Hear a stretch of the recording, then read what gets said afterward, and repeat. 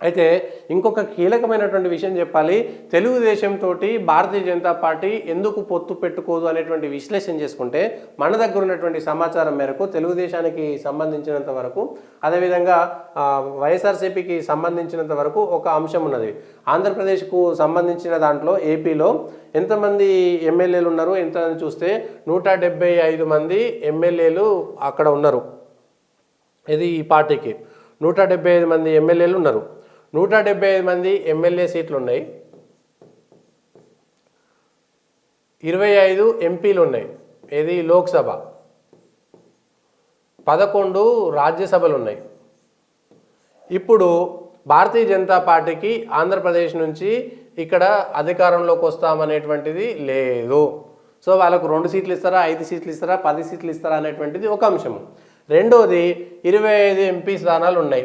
BJP ఒకవేళ TDP తోటి జనసేనతో పొత్తు పెట్టుకుంటే 2 మహా అంటే 5 సీట్ల కంటే ఎక్కువ ఇవ్వరు. 2 నుంచి 5 సీట్లు మాత్రమే ఇస్తారు. ఈ 5 సీట్లు లేకపోతే భారతీయ జనతా పార్టీ ప్రభుత్వం రాకుండా పోతుందా?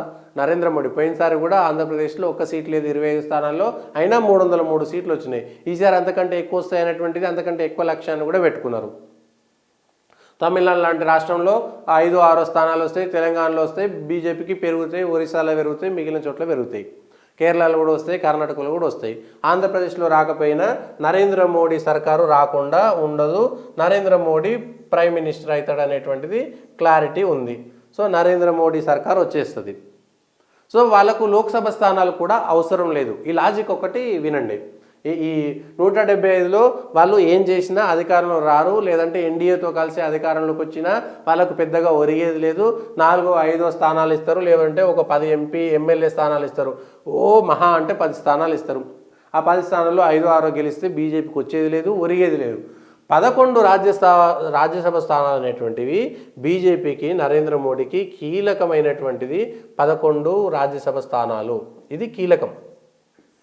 ఈ 11 రాజ్యసభ స్థానాలు పూర్తిగా ఇప్పుడు వైఎస్ఆర్సీపీ చేతిలోనే ఉన్నాయి. వైసీపీ చేతిలో పూర్తిగా 11 రాజ్యసభ స్థానాలు ఉన్నాయి. వైసీపీ రాజ్యసభలో బీజేపీ హాఫ్ మార్క్ చేరుకునేటువంటి ప్రయత్నం చేస్తున్నది. 10-11 స్థానాలు వచ్చేస్తే అక్కడ రాజ్యసభలో ఏ బిల్ అయినా సరే వాళ్ళు చేసుకోవడానికి ఆస్కారం ఉంటుంది. మిగిలినటువంటి జేడీయూ వచ్చింది, ఇప్పుడు ఇంకొకరు వస్తారు, ఆర్ఎల్డీ వచ్చింది, మిగిలిన వాళ్ళు వస్తారు. ఎవరికైనా రాజ్యసభ స్థానాలు ఉంటే ఆ రాజ్యసభకు సంబంధించినవి బీజేపీకి యాడ్ అవుతాయి. అయితే గుండుగుత్తగా ఆంధ్రప్రదేశ్కు సంబంధించినటువంటి 11కు 11 రాజ్యసభ సభ్యులు 11 రాజ్యసభ సభ్యులు ఇప్పుడు వైసీపీ చేతిలోనే ఉన్నాయి. 11 రాజ్యసభ స్థానాలు ఇంపార్టెంటా, లేదంటే గెలిచేటువంటి 1, 2, 3 గెలిచేటువంటి ఎంపీ స్థానాలు ఇంపార్టెంటా, ఏమీ గెలవకుండా ఈ అధికారంలో చంద్రబాబు నాయుడు ముఖ్యమంత్రి చేయడం ఇంపార్టెంటా భారతీయ జనతా పార్టీకి? అందుకే నా వరకు వస్తే ఈ 11 రాజ్యసభ స్థానాలు చాలా కీలకము. కాబట్టి చంద్రబాబు నాయుడు అధికారంలో ఉన్నా బీజేపీకి వచ్చింది ఏమి లేదు, లేదంటే జగన్ అధికారంలో ఉన్నా బీజేపీకి పోయేది ఏమి లేదు. బీజేపీకి కావాల్సినటువంటి 11 రాజ్యసభ స్థానాల్లో వైసీపీ ఖచ్చితంగా మోడీకి సాయం చేస్తారు.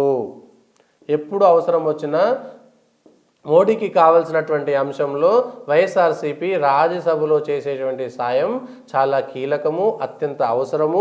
కీలకమైనటువంటి బిల్లులు కూడా రాజ్యాంగ సవరణతో పాటు అనేకమైనటువంటి సిఏఏ, ఎన్ఆర్సీ లాంటి, రైతు చట్టాలు లాంటి కీలకమైనటువంటి చట్టాలు తేదలుచుకున్నటువంటి నరేంద్ర మోడీకి అత్యవసరమైనటువంటిది ఈ 11 రాజ్యసభ స్థానాలు. అందుచేత ఇప్పుడు వాళ్ళు ఈ వచ్చేటువంటి 2 లోక్సభ స్థానాల కోసమో 10 ఎమ్మెల్యే స్థానాల కోసమో ఆశపడేటువంటి అవకాశం లేదు భారతీయ జనతా పార్టీ ఆంధ్రాలో అనేటువంటిది ఉంది. అదృష్టం బాగుంటే, మోడీ వేవ్ నిజమైతే, టీడీపీ వైసీపీకి ఇష్టం లేనటువంటి వాళ్ళు, మధ్య మార్గంగా ఉండేటువంటి వాళ్ళు, నరేంద్ర మోడీ ప్రధానమంత్రి కావాలనుకునేటువంటి వాళ్ళు నిజంగా అక్కడ పరిస్థితులు బాగుండాయనుకుంటే 1-2 సొంతంగా గెలిచేటువంటి అద్భుతం జరిగినా మనం ఆలోచించవచ్చు. అద్భుతాలు జరుగుతాయి రాజకీయాల్లో. 1+1 ఎప్పుడు 2 కాదు. సో ఈ 11 రాజ్యసభ స్థానాలు ఉన్నటువంటి జగన్ ఇప్పుడు వాళ్ళకు అవసరము. జగన్ మోడీకి ఈ 11 రాజ్యసభ స్థానాలతోటి చాలా కీలకంగా ఉన్నారు అనేటువంటిది స్పష్టంగా మనం అర్థం చేసుకోవచ్చు. ఇది విశ్లేషణ దీనికి సంబంధించి. ఇది ఆంధ్రప్రదేశ్లో ఉన్నటువంటి రాజకీయ పొత్తులకు కావాల్సినటువంటి అవసరం. సో మోడీకి కావాల్సినటువంటి రాజ్యసభ సభ్యులు ఉన్నటువంటి జగన్ ఇబ్బంది పెట్టుకోవాల్సినటువంటి అవసరం వాళ్ళకు లేదు. సో భారతీయ జనతా పార్టీ ఒంటరిగా పోటీ చేస్తే అదృష్టం బాగుంటే వాళ్ళకి 5%, 6%, 3% ఓట్లు వస్తే అదే చెప్పుకోవచ్చు. అదృష్టం బాగాలేకపోతే వదిలేస్తారు, పోయేది ఏమీ లేదు. వాళ్ళకు సంబంధించినటువంటి నాయకులు పోటీ చేయడానికి అవకాశం ఉంటుంది. ఎంపీలుగా పోటీ చేస్తే అదృష్టం బాగుంటే మంచి ఓట్లు సీట్లు వస్తే ఇంకా అదృష్టము. సో కావాల్సింది ఏంటంటే రాజ్యసభ స్థానాలు. తెలుగుదేశంతో పొత్తు వల్ల వాళ్ళకు వచ్చేటువంటి లాభం లేకపోగా ఈ 11 రాజ్యసభ స్థానాలు ఇప్పుడు చంద్రబాబు నాయుడు ఇప్పటి వరకు ఇంకా మళ్ళీ 3 ఏళ్లకో 2 ఏళ్లకో 1, 2 వస్తాయి. ఒకవేళ చంద్రబాబు నాయుడు రేపు పొద్దుగాల అధికారంలోకి వచ్చినా ఎమ్మెల్యేల సంఖ్య ఎక్కువ పెరిగినా వాళ్ళకు వచ్చేటువంటి రాజ్యసభ స్థానాలు 1, 2. పోనీ రేపు పొద్దున చంద్రబాబు నాయుడు గెలిస్తే నరేంద్ర మోడీకి వ్యతిరేకంగా పోగలుగుతాడా? పోయే దమ్ము లేదు, పోతే బ్రతుకునేటువంటి పరిస్థితి లేదు. కాబట్టి ఇది ఆంధ్రప్రదేశ్కు సంబంధించినటువంటి కీలకమైనటువంటి అంశం. దయచేసి పొలిటికల్ వాయిస్ని లైక్ చేయండి, సబ్స్క్రైబ్ చేయండి, షేర్ చేయండి, కామెంట్ చేయండి.